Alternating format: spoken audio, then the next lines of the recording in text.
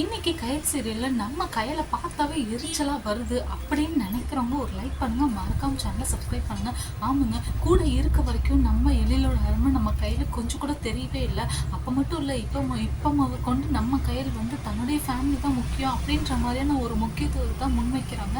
அது மட்டும் இல்லாமல் அடுத்ததாக வந்து பார்த்திங்கன்னா நம்ம எழில் இப்போ எங்கே போய் மாட்டிக்கிட்டு இருக்காரு அப்படிங்கிற ஒரு சந்தேகம் நம்ம மனசுக்குள்ளே எல்லாத்துக்கும் இருந்துட்டு இருக்கு. ஆனால் இந்த சந்தேகத்துக்கு முற்றுப்புள்ளி வைக்கிற மாதிரி நம்ம சிவசங்கரி ஒரு ஆட்டத்தை எடுத்து வச்சிருக்காங்க. ஆமாங்க, அதுதான் வந்து பார்த்தீங்கன்னா நம்மளுடைய கையலுக்கு அடுத்த கட்ட செக் அப்படின்னு சொல்லணும். நம்ம கையல் வந்து எழில பார்த்துக்கிறதுக்கு இதுவும் ஒரு பெரிய காரணம் அப்படின்னு தான் சொல்லணும். அது மட்டும் இல்லாமல் இப்போ பார்த்தீங்கன்னா நம்மளுடைய கையலுக்கு சரியான ஆப்பு வைக்கணும், அது நம்ம சிவசங்கரியால் மட்டும்தான் முடியும். இனிமேட்டு வந்து நம்ம கையில காப்பாற்றுறதுக்கு நம்ம எழிலால் கூட முடியாது. நம்ம எழில தான் இப்படி படுக்க வச்சிட்டாங்களே நம்ம கையல் அப்படின்னு சொல்லணும். பத்தாததுக்கு நம்ம கையல் பார்த்தீங்கன்னா இப்போ எழில தேடி தேடி சோர்ந்தே போயிட்டாங்க. ஆனால் நம்ம சிவசங்கரி கெத்தா மாசா கண்ணும் பிடிச்சிட்டாங்க, தன்னுடைய தாய் பாசத்தையும் வெளிப்படுத்திட்டாங்க. ஆனால் இனிமேட்டு தான் நம்ம எழிலோட லைஃபே வந்து செம்ம போல்டாக இருக்க போகுது, சூப்பராக இருக்க போகுது அப்படின்னு சொல்லணும். அந்தளவுக்கு நம்ம எழில் வந்து அவ்வளோ ஸ்ட்ராங்காக நிற்க போகிறாரு.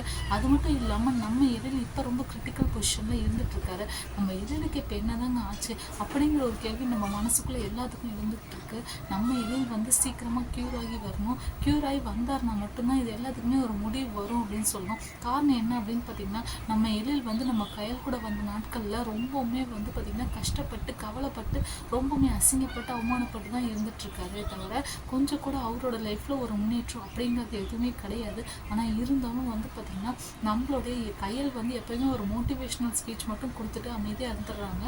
ஆனால் இது எல்லாத்துக்குமே வந்து ஒரு ஆரம்பமே வந்து நம்ம கையல் தான் அப்படின்னு சொல்லணும். கையல் தான் வேணும் அப்படின்னு எழில் வந்து வீட்டை விட்டு வெளியில் வந்தாங்க. ஆனால் நம்ம கையல் வந்து எழில் தான் வேணும் அப்படிங்கிறத வந்து நம்மளுடைய கையலுக்கு நம்ம எழிலுக்கு எப்போயுமே வந்து நம்ம கையல் வெளிப்படுத்தினதே இல்லை. காரணம் என்ன அப்படின்னு பார்த்தீங்கன்னா கையலுக்கு தன்னுடைய ஃபேமிலி மட்டும்தான் முக்கியம், சுயநலமான குடும்பம் மட்டும்தான் முக்கியம் அப்படிங்கிறத மட்டும்தான் நம்ம கையில் இருந்துகிட்டு இருக்காங்க. கையல் நடந்துக்கிட்ட இந்த விஷயத்துக்கு எல்லாத்துக்குமே எழில் வந்து கையில் விட்டு வெளியில் வந்தால் மட்டும்தான் நல்லா இருக்க போகிறாரு. என்ன நடக்குதுங்கிறத வெயிட் பண்ணி